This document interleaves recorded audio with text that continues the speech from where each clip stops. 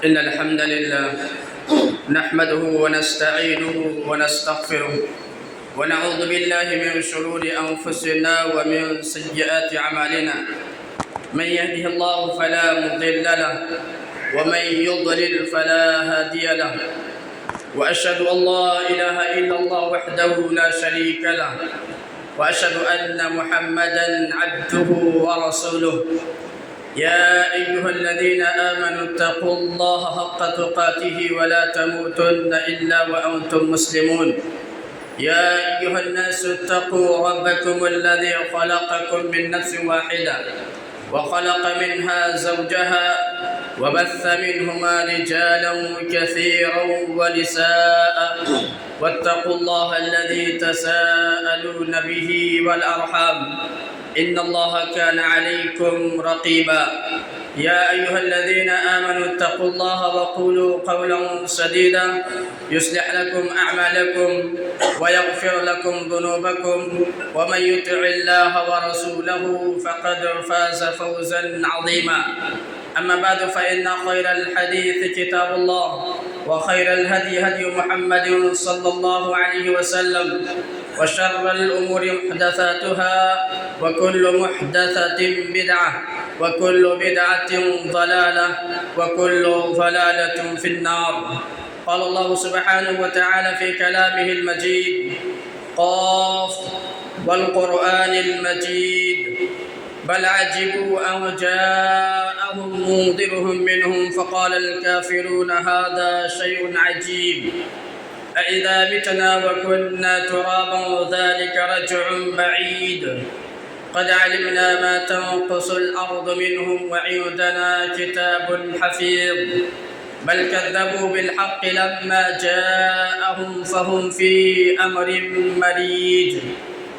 وقال الله تبارك وتعالى في مقام آخر: يا أيها الذين آمنوا كتب عليكم الصيام كما كتب على الذين من قبلكم لعلكم تتقون.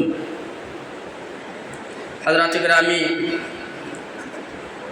اور پردہ نشین خواتین اسلام و حاضرین جمعہ، اللہ سبحانہ و تعالیٰ کا بے پایا فضل و احسان ہے کہ جس کی توفیق و اعانت سے ہم اور آپ اس مقدس گھر میں حاضر اور اکٹھا ہوئے ہیں۔ بعد درود و سلام ہو ان تمام انبیاء علیہم السلام پر، بالخصوص ہمارے آخری نبی جناب محمد عربی صلی اللہ علیہ وسلم پر، جنہوں نے اللہ رب العالمین کا پیغام کما حقہ امت تک پہنچا دیا۔ میرے اسلامی بھائیوں، ہم اور آپ کچھ دنوں کے بعد اللہ رب العالمین کے فضل و کرم سے رمضان المبارک کے مہینے میں داخل ہونے والے ہیں۔ یہ وہ مہینہ ہے کہ جس میں اللہ تبارک و تعالیٰ نے اپنی مقدس کتاب قرآن مجید کو نازل فرمایا ہے۔ یہ مہینہ انتہائی زیادہ عظمت والا مہینہ ہے اور انتہائی زیادہ خیر و برکت والا مہینہ ہے۔ اس مہینے کی عظمت کا اندازہ آپ طلحہ بن عبید اللہ رضی اللہ تعالی عنہ کی حدیث سے لگا سکتے ہیں، جو سنن ابن ماجہ کی روایت میں ہے، اور امام البانی رحمہ اللہ نے اس روایت کو صحیح قرار دیتے ہیں۔ طلحہ بن عبید اللہ رضی اللہ تعالی عنہ کہتے ہیں کہ ایک مرتبہ دو آدمی اللہ کے نبی صلی اللہ علیہ وسلم کے دربار میں حاضر ہوئے، اور دونوں نے ایک ہی وقت میں اسلام قبول کیا۔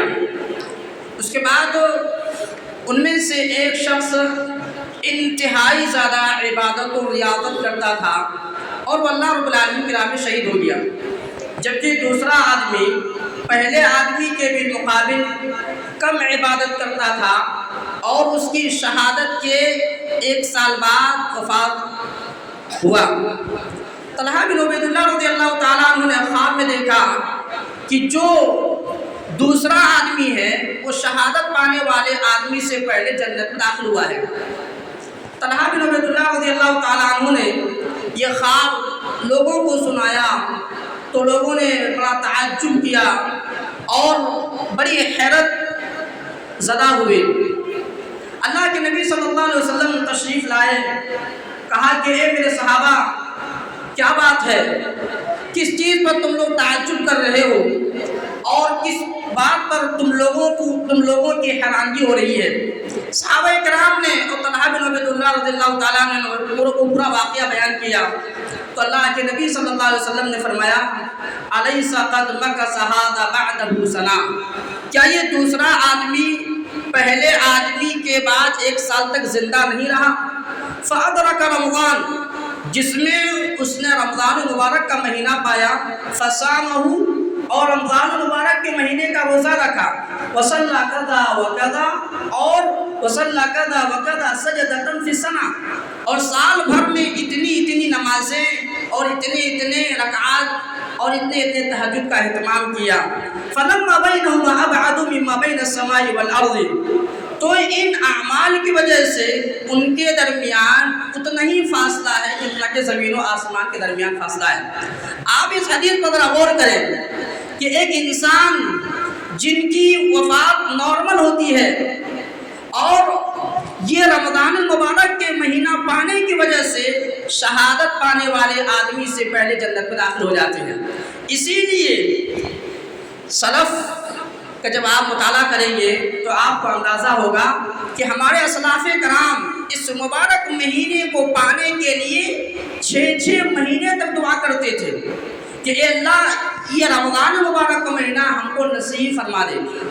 اسی لیے معلا بن فضل رحمۃ اللہ علیہ کہتے ہیں کانوا یدعون اللہ 6 اشہر ان یبلغہم رمضان، کہ اسلاف کرام یا سلف لوگ 6 مہینے تک اس بات کی دعا کرتے تھے کہ اے اللہ ہمیں رمضان المبارک کے مہینے تک پہنچا دے، وَيَدْعُونَهُ 6 أَشْهُرٍ أَن يَتَقَبَّلَ مِنْهُ، اور جب رمضان المبارک کا مہینہ گزر جاتا تھا تو 6 مہینے تک اس بات کی دعا کرتے تھے کہ اے اللہ ہم نے جو اس رمضان المبارک کے مہینے میں عبادت و ریاضت کی ہے، اے اللہ تو ان تمام نیکیوں اور ان تمام خیر اور بھلائیوں کو قبول فرما لے۔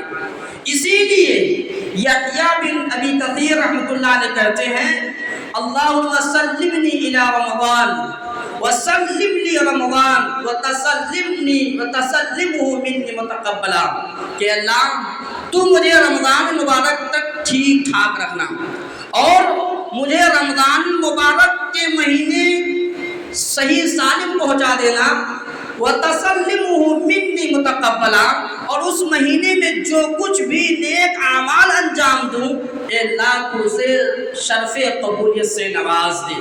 اسی لیے امام ابن جوزی رحمہ اللہ اس مہینے کی عظمت اور اس مہینے کی فضیلت کو بیان کرتے فرمایا تاللہ لو قیل لأہل القبور، اگر قبر والوں سے کہا جائے، اگر قبر والوں سے پوچھا جائے تمنو، تم لوگ تمنا کرو، تم لوگ آرزو کرو، لتمنو یوم من رمضان، تو وہ لوگ رمضان کے 1 دن روزہ رکھنے کی تمنا کریں گے۔ اللہ اکبر، یعنی یہ رمضان کتنا عظیم ہے، یہ جو آنے والا مہینہ ہے کتنا عظیم مہینہ ہے کہ امام ابن جوزی رحمہ اللہ کہتے ہیں کہ اگر قبر والوں سے پوچھا جائے کہ تم لوگ تمنا کرو، تم لوگ آرزو کرو، تم لوگ کیا چاہتے ہو، تو وہ لوگ اس بات کی آرزو کریں گے، اس بات کی تمنا کریں گے کہ اے اللہ مجھے صرف رمضان کا 1 روزہ رکھنے کا موقع دے دیا جائے، صرف مجھے رمضان المبارک کا 1 روزہ رکھنے کا موقع دے دیا جائے۔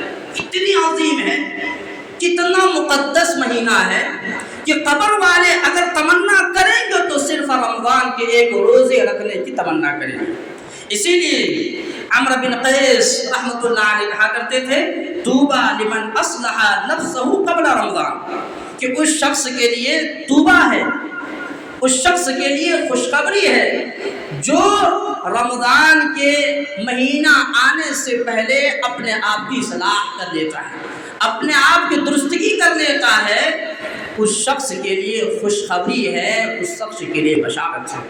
میرے اسلامی بھائیوں، یہ رمضان مبارک کا مہینہ جو ہم اور آپ پر سایہ فگن ہونے والا ہے، اتنا عظیم ہے، اتنا مبارک ہے، اتنا خیر و بھلائی کا مہینہ ہے کہ نبی صلی اللہ علیہ وسلم صحابہ کرام کے درمیان آ کر کے اس مبارک مہینے کی بشارت دیتے تھے، اس مبارک مہینے کی خوشخبری سنایا کرتے تھے۔ اللہ کے نبی کسی مہینے کی خوشخبری سنائے، اللہ کے نبی کسی مہینے کی بشارت سنائے، آپ اندازہ لگائیے کہ وہ مہینہ کتنا عظیم ہوگا، وہ مہینہ کتنا مقدس ہوگا، وہ مہینہ کتنا فضیلت والا ہوگا کہ خود نبی صلی اللہ علیہ وسلم صحابہ کرام کے درمیان آ کر کے کہتے ہیں آتاکم رمضان، تمہارے پاس رمضان مبارک کا مہینہ آ چکا ہے، شہر المبارک، جو بابرکت مہینہ ہے، جو خیر و بھلائی کا مہینہ ہے، فرض اللہ علیکم صیامہ، اس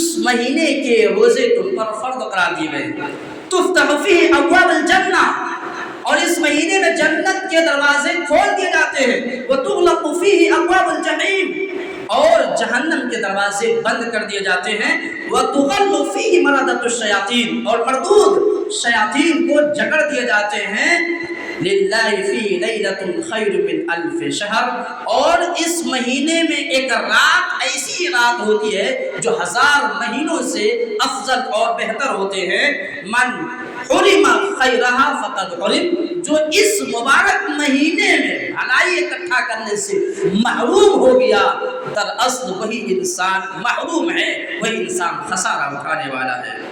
اسی لیے میرے اسلامی بھائیوں، آپ جب اسلاف اکرام کی زندگی کا مطالعہ کریں گے تو آپ کو اندازہ ہوگا کہ ہمارے اسلاف اکرام اس مبارک مہینے کو غنیمت سمجھتے ہوئے قرآن کی تلاوت کثرت سے کرتے تھے۔ کیوں؟ اس لیے کہ مبارک مہینے، رمضان مبارک کا مہینہ جو ہے اس کا قرآن سے بہت گہرا تعلق ہے۔ یہ جو مبارک مہینہ ہوا، رمضان جو خیر و برکت والا مہینہ ہوا، اتنا عظیم مہینہ ہوا، وہ صرف قرآن کریم کے نزول ہونے کی وجہ سے ہوئے۔ اسی لیے اسلاف کرام قرآن کی تلاوت کرتے تھے، کثرت سے پڑھتے تھے، مطالعہ کرتے تھے۔ کیوں؟ اس لیے کہ جس کے نزول کے جس کے نازل ہونے سے یہ مبارک اتنا مبارک ہو گیا، تو اگر اس قرآن کو ہم پڑھیں گے تو ہم کتنا مبارک ہو جائیں گے، ہم کتنا عظیم ہو جائیں گے، ہم اللہ کے نزدیک کتنے محبوب بن جائیں گے۔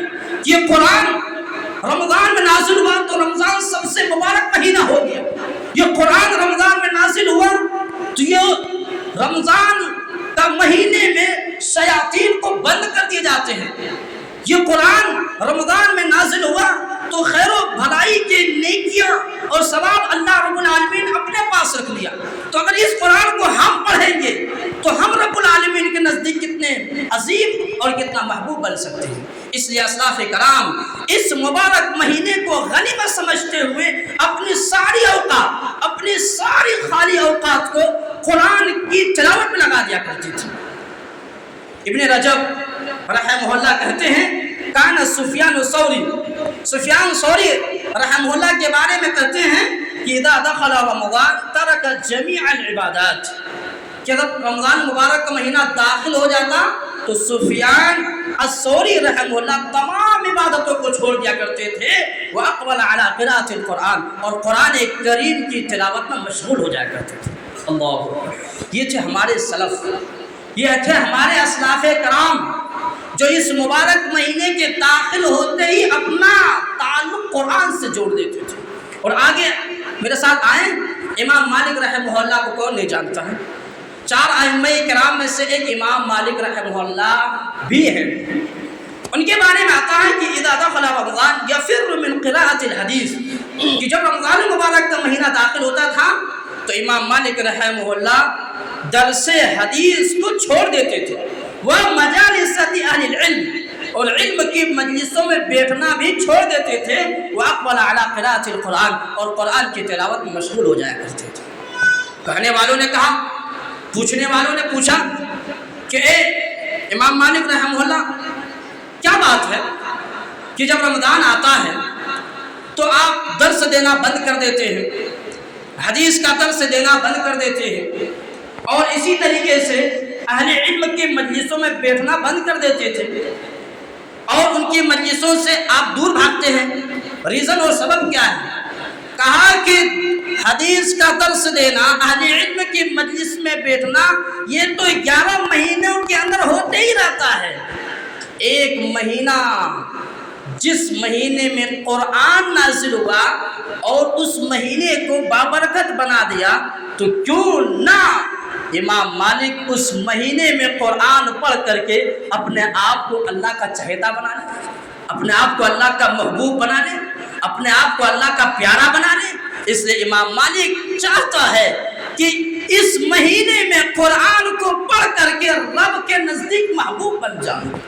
اس لیے ہم اور آپ کو بھی چاہیے کہ قرآن کریم کی تلاوت کثرت سے کریں۔ ہمارے ہاں بہت سے ایسے لوگ بیٹھے ہوں گے جو پورے رمضان گزر جاتے ہیں، قرآن کھول کر کے دیکھتے تک بھی نہیں ہے، قرآن پڑھتے تک بھی نہیں۔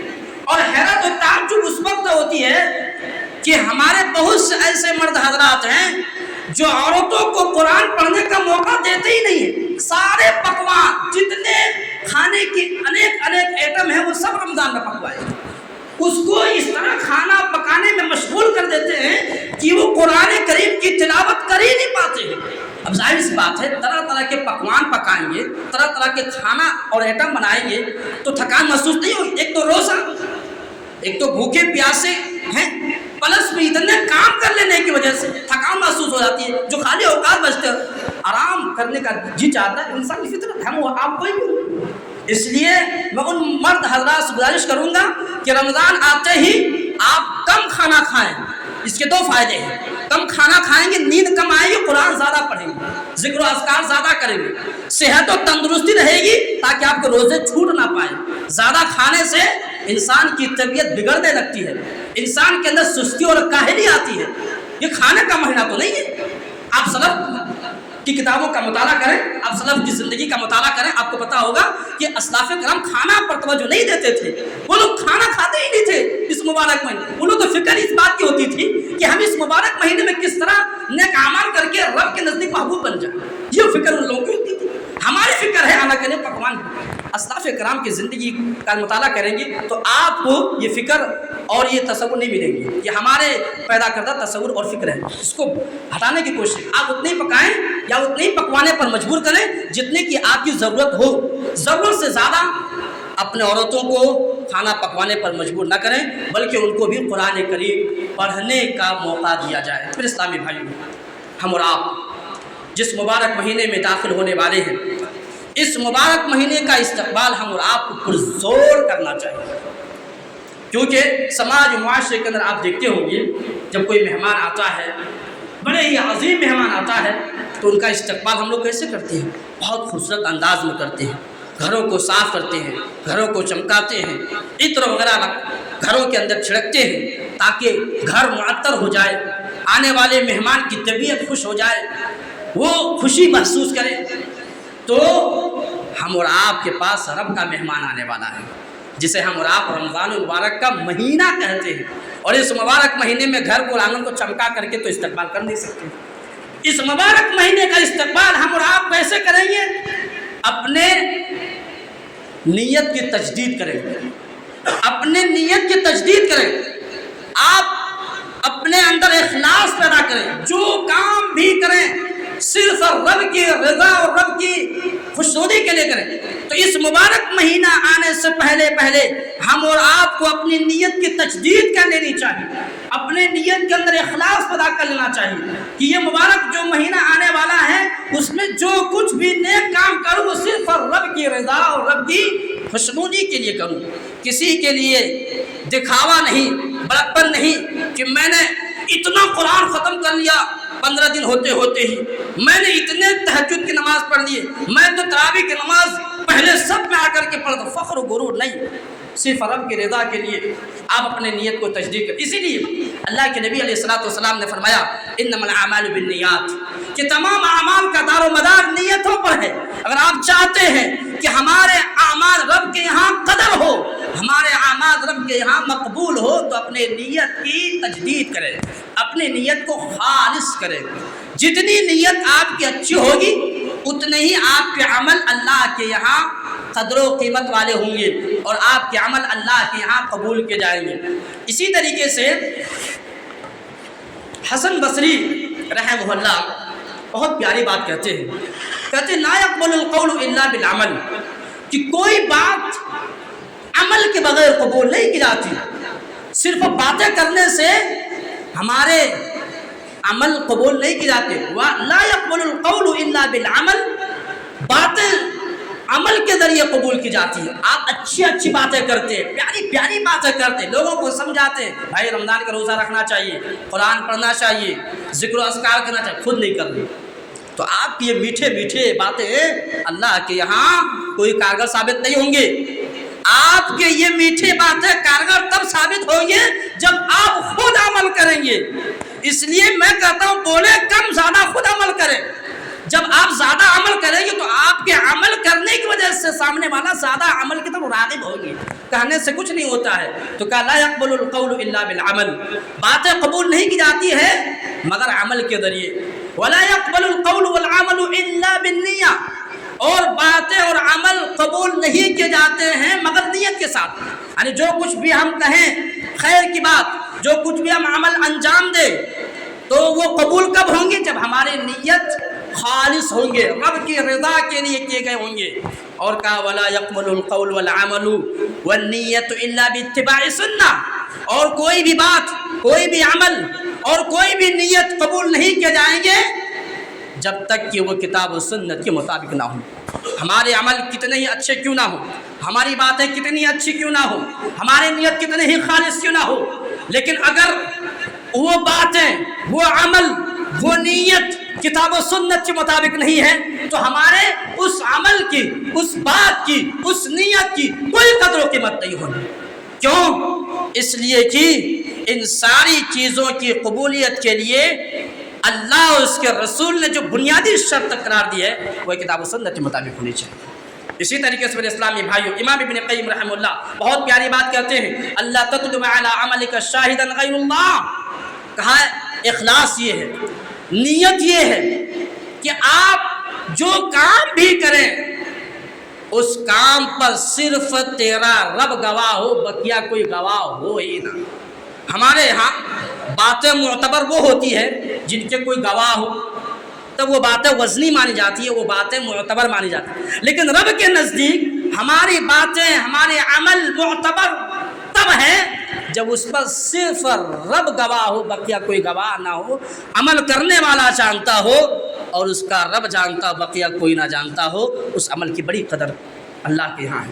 اسی طریقے سے میرے اسلامی بھائیوں، رمضان المبارک کا مہینہ آنے سے پہلے پہلے ہم اللہ کے دربار میں توبہ کر لیں، ہم اللہ کے دربار میں گناہوں کی معافی مانگیں کہ اے بار الہ، کہ اے العالمین، ہم سے جو گناہیں ہو چکی ہے، جو خطائیں ہو چکی ہے، جو نمازوں میں سستی ہو چکی ہے، بالخصوص فجر کی نماز میں جو سستی اور کوتاہی اور جو ہم نے اس میں کیا کہتے ہیں غلطیاں کی ہے، اللہ تو اسے معاف فرما دے۔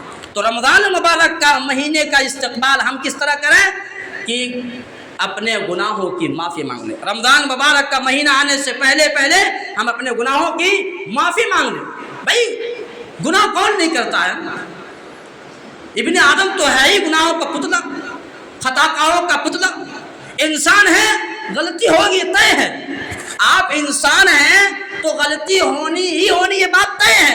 لیکن غلطیوں میں یا گناہ گاروں میں سب سے افضل وہ ہے جو اللہ رب العالمین کے دربار میں اپنے گناہوں کی معافی مانگتے ہیں۔ اسی لیے اللہ کے نبی صلی اللہ علیہ وسلم فرمایا کل بنی آدم خطاء وخیر الخطائین التوابون، کہ تمام ابن آدم خطا کار ہیں، گناہ گار ہیں، اور ان خطا کاروں میں، گناہ گاروں میں سب سے بہتر وہ ہیں جو سب سے زیادہ رب العالمین کے دربار میں توبہ کرنے والے ہیں۔ اسی لیے آپ نبی صلی اللہ علیہ وسلم کی سیرت کا جب آپ مطالعہ کریں گے تو آپ کو اندازہ ہوگا کہ نبی صلی اللہ علیہ وسلم بہت زیادہ استغفار کرتے تھے، اللہ رب العالمین سے گناہوں کی معافی مانگا کرتے تھے۔ کون ہے نبی صلی اللہ علیہ وسلم؟ معصوم عن الخطا، انبیاء کے سردار، سب سے چہیتے اور سب سے آخری نبی۔ ان کے بارے میں آتا ہے کہ وہ دن میں 100 سے زائد مرتبہ رب العالمین کے دربار میں استغفار کرتے تو گناہوں معاف۔ ہم اور آپ کو تو کروڑ گناہوں کی معافی مانگنا چاہیے، ہم تو ہر قدم قدم گناہ کرتے ہیں۔ اسی لیے اللہ کے نبی اسلام آیا یا ایھا الناس توبوا الی ربکم کہ اے لوگوں تم لوگ اپنے رب کے دربار میں توبہ کرو، گناہوں کی معافی مانگو. فواللہ انی لاتوب الی اللہ فی اليوم 100 مرہ، کہا اللہ کی قسم میں ایک دن میں 100 سے زائد مرتبہ رب العالمین کے دربار میں توبہ کرتا ہوں. یہ کون کہہ رہے ہیں؟ اس زمین پر سب سے مقدس ہستی اور نبیوں کے سردار محمد الرسول اللہ صلی اللہ علیہ وسلم یہ امت کے انسانوں کو یہ پیغام دے رہے ہیں کہ میں سب سے زیادہ رب العالمین کے دربار میں توبہ کرتا ہوں، ایک دن میں 100 سے زائد مرتبہ رب العالمین کے دربار میں توبہ کرتا ہوں. اس لیے اے لوگوں تم لوگ بھی کثرت سے اللہ رب العالمین کے دربار میں توبہ کرو، گناہوں کی معافی مانگو. اس لیے میرے اسلامی بھائیوں، اللہ رب العالمین اس بندے سے انتہائی زیادہ خوش ہوتا ہے جو اللہ رب العالمین کے دربار میں گناہوں کی معافی مانگتا ہے، اللہ رب العالمین کے دربار میں توبہ کرتا ہے. اللہ تعالیٰ اس بندے سے انتہائی زیادہ خوش ہوتا ہے، انتہائی زیادہ خوش ہوتا ہے. اور اللہ رب العالمین کو راضی کرنے والے اسباب میں سے ایک سبب یہ ہے کہ ہم اللہ رب العالمین کے دربار میں کثرت سے گناہوں کی معافی مانگیں. کہا للہ اشد فرحا بتوبۃ عبدہ حین یتوب الیہ کہ اللہ رب العالمین اپنے بندے سے اس وقت سب سے زیادہ خوش ہوتا ہے، سب سے زیادہ خوش ہوتا ہے جب وہ اللہ کے دربار میں گناہوں کی معافی مانگتا، توبہ کرتا ہے. اسی طریقے سے میرے اسلامی بھائیوں، اس رمضان مبارک کے مہینہ آنے سے پہلے ہم اور آپ کو اپنے دلوں کو پاک و صاف کر لینا چاہیے. اگر دلوں کے اندر کسی کے تئیں نفرت ہے، کینہ ہے، کپٹ ہے، تو ان تمام بیماریوں سے اپنے دلوں کو پاک و صاف کر لے. اسی طریقے سے اگر دل کے اندر شرک کی کوئی چیزیں پائی جاتی ہے تو اس سے بھی اپنے دلوں کو پاک و صاف کر لے.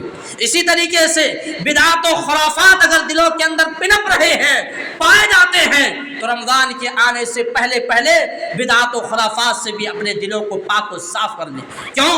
اس لیے کہ اگر دل صاف نہیں ہوں گے تو یقین جانیے کہ آپ کے عمل اللہ کے دربار میں کوئی کارگر ثابت نہیں ہوں گے، کوئی فائدہ مند اور سود مند ثابت نہیں ہوں گے. اسی لیے اللہ کے نبی صلی اللہ علیہ وسلم نے فرمایا افضل الناس کل مخموم القلب وصدوق اللسان، کہ لوگوں میں سب سے افضل وہ ہیں جو مخموم القلب ہو اور صدوق اللسان ہو. قالوا صدوق اللسان نعرفه فما مخموم القلب. صحابہ اکرام نے کہ اللہ کے رسول زبان کا سچا ہونا یہ تو ہم لوگ جانتے ہیں، لیکن مخموم القلب کیا ہے؟ مخموم القلب کسے کہتے ہیں؟ تو اللہ کے نبی علیہ الصلوۃ والسلام نے فرمایا التقی النقی لا اسم فیہ ولا بغی ولا غل ولا حسد. کہا مخموم القلب یہ ہے کہ جس دل کے اندر پرہیزگاری پائی جاتی ہو، جس دل کے اندر اللہ کا خوف پایا جاتا ہو، النقی، اور جس دل کے اندر پاکی اور صفائی پائی جاتے ہو شرک و بدعات سے، لا اسم فیہ، اور جس دل کے اندر گناہ پنپتے نہ ہو، گناہ کے جذبات نہ پائے جاتے ہو، ولا بغیہ، اور نہ ہی سرکشی پائی جاتی ہو، ولا غلہ، اور نہ ایک دوسرے کے تئیں نفرت اور کینہ پائے جاتے ہو، ولا حسد، اور نہ حسد پائے جاتے ہو، تو اس کو کہا تھا مخموم القلب. اسی طریقے سے میرے اسلامی بھائیوں، رمضان مبارک کا مہینہ آنے سے پہلے ہم اپنے زبان کو درست کر لیں. ہم اپنے زبان سے جو جھوٹ باتیں نکالتے ہیں اس جھوٹی باتوں سے اپنے زبان کو پاک و صاف کر لیں. ایک دوسرے کے تئیں جو چغلی اور غیبت کرتے ہیں، چغلی اور غیبت سے اپنی زبان کو پاک و صاف کر لیں. اس رمضان مبارک کے مہینہ آنے سے پہلے ہم اس زبان سے جو ایک دوسرے کو گالی دیتے ہیں، ایک دوسرے کو تکلیف پہنچاتے ہیں، اس سے اپنی زبان کو پاک و صاف کر لیں. کیوں؟ اس لیے کہ پیارے نبی علیہ الصلوۃ والسلام نے فرمایا یہ روزے دار، یہ نمازی، یہ حاجی، یہ عمرہ کرنے والے، یہ زکوٰۃ دینے والے، سب کے سب اگر جہنم میں ڈالے جائیں گے تو اسی زبان کی وجہ سے ڈالے جائیں گے. اگر الٹے منہ کے بل لٹکائے جائیں گے تو اسی زبان کی وجہ سے لٹکائے جائیں گے. کہا اللہ کے نبی علیہ الصلوۃ والسلام نے ثقلت امک یا معاذ، کہا کہ اے معاذ تمہاری ماں تمہیں گم پائے. وَهَلْ يَكُبُّ النَّاسُ فِي النَّارِ عَلَى وُجُوهِهِمْ أَوْ عَلَى مَنَاخِرِهِمْ إِلَّا حَصَائِدَ أَلْسِنَتِهِمْ. کہا کہ یہ نمازی، یہ روزے دار، یہ حاجی، یہ زکات دینے والے، یہ عمرہ کرنے والے اگر جہنم کے اندر ڈالے جائیں گے تو اسی زبان کی وجہ سے ڈالے جائیں گے۔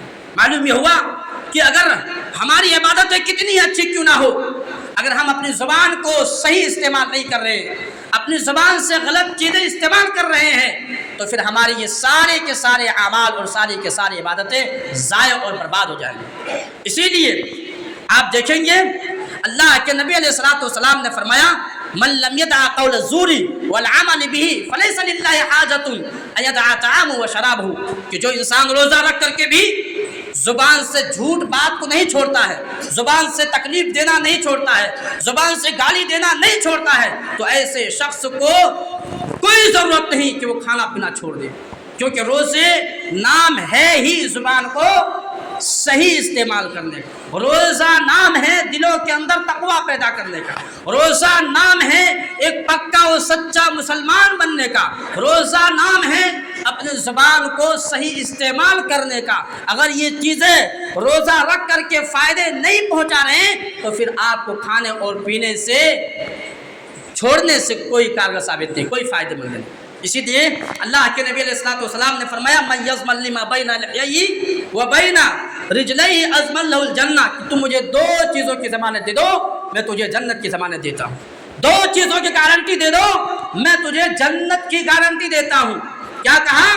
کہا کہ ایک زبان کی حفاظت کی گارنٹی مجھے تم لوگ دے دو اور ایک شرمگاہ کی حفاظت کی گارنٹی تم لوگ دے دو، جنت تم حاصل کر لو گے، جنت میں تمہیں دیتا۔ یہ نبی صلی اللہ علیہ وسلم نے تمام امت کے انسانوں کو پیغام دیا کہ اگر تم جنت چاہتے ہو اور جنت کی گارنٹی لینا چاہتے ہو تو تم مجھے دو چیزوں کی ضمانت دے دو، دو چیزوں کی گارنٹی دے دو، میں تجھے جنت کی گارنٹی دیتا ہوں، ایک زبان ہے اور ایک شرمگاہ کی حفاظت ہے۔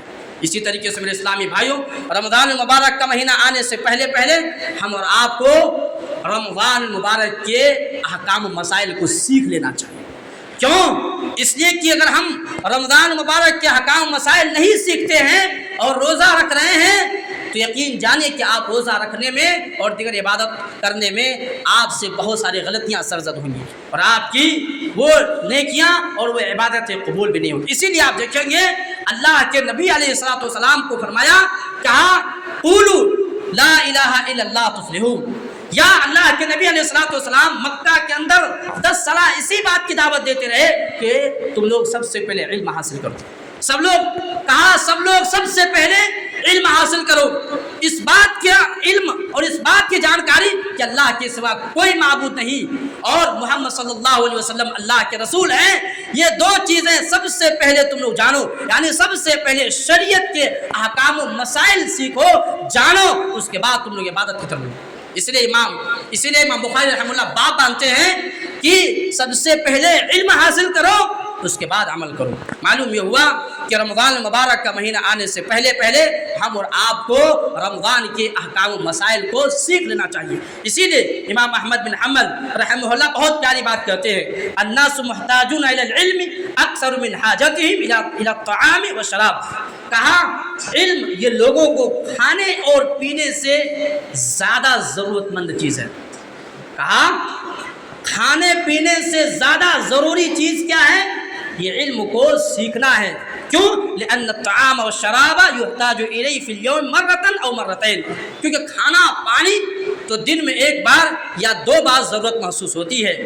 لأن والعلم يحتاج إليه بعدد الأنفاس، جبکہ علم یہ سانس جتنا ہم لے رہے ہیں اس کے بقدر ہمیں ضرورت پڑتی ہے، یعنی قدم قدم ہمیں علم کی ضرورت پڑتی ہے۔ اگر انسان کے پاس علم نہ ہو تو یقین جانیے کہ وہ شرک میں مبتلا ہو سکتا ہے، انسان کے پاس علم نہ ہو تو بدعات میں مبتلا ہو سکتا ہے، انسان کے پاس علم نہ ہو تو وہ گمراہی کے راستے پہ جا سکتا ہے، لیکن اگر انسان کے پاس علم ہے تو یقین جانیے اسے کوئی گمراہ نہیں کر سکتا ہے۔ اسی لیے دیکھیں گے شیطان سب سے زیادہ کسی کو بہکا کر کے اور گمراہ کر کے خوش ہوتا ہے وہ طالب علم ہے، جو دین اور شریعت کا علم حاصل کرتا ہے شیطان اس سے سب سے زیادہ خوش ہوتا ہے۔ اور میرے اسلامی بھائیوں، میں آپ کو ایک بہت اہم اور خوشخبری سنا دوں کہ الحمدللہ اللہ رب العالمین کے فضل و کرم سے اس مسجد میں سنیچر اور اتوار کو رمضان ورکشاپ رکھا گیا ہے۔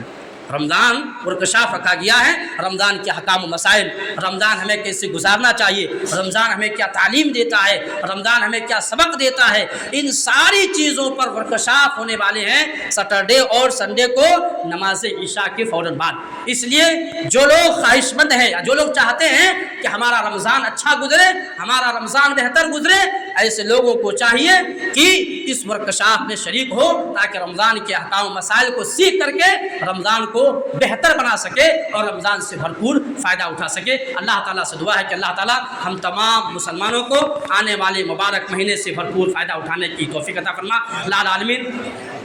اور عورتوں کا بھی انتظام ہے اس ورکشاپ میں، جو رمضان مبارک کا جو ورکشاپ رکھا گیا ہے اس میں خواتین کا بھی انتظام ہے، اس لیے خواتین سے بھی گزارش ہے کہ آپ لوگ عشاء کے بعد سیٹرڈے اور سنڈے کے دن آئیں اور اس ورکشاپ میں شامل ہو اور رمضان کے احکام و مسائل کو سیکھنے کی کوشش کریں۔ اللہ تعالی ہم تمام مسلمانوں کو ان باتوں پر عمل کرنے کی توفیق عطا فرمائے، آمین۔ اقول لکم ما تسمعون فاستغفروا اللہ لی ولکم۔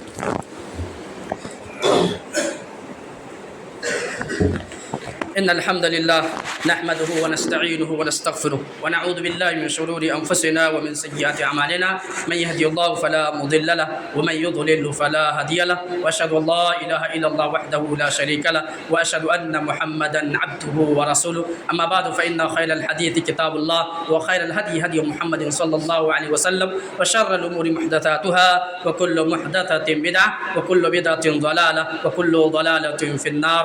قال الله سبحانه وتعالى إن الله وملائكته يصلون على النبي يا أيها الذين آمنوا صلوا عليه وسلموا تسليما، اللهم صل على محمد وعلى آل محمد كما صليت على إبراهيم وعلى آل إبراهيم إنك حميد مجيد، اللهم بارك على محمد وعلى آل محمد كما باركت على إبراهيم وعلى آل إبراهيم إنك حميد مجيد۔ عباد الله رحمكم الله، إن الله يأمر بالعدل والإحسان وإيتاء ذي القربى وينهى عن الفحشاء والمنكر والبغي يعظكم لعلكم تذكرون، اذكروا الله يذكركم ولذكر الله أكبر والله يعلم ما تصنعون۔ قم للصلاة۔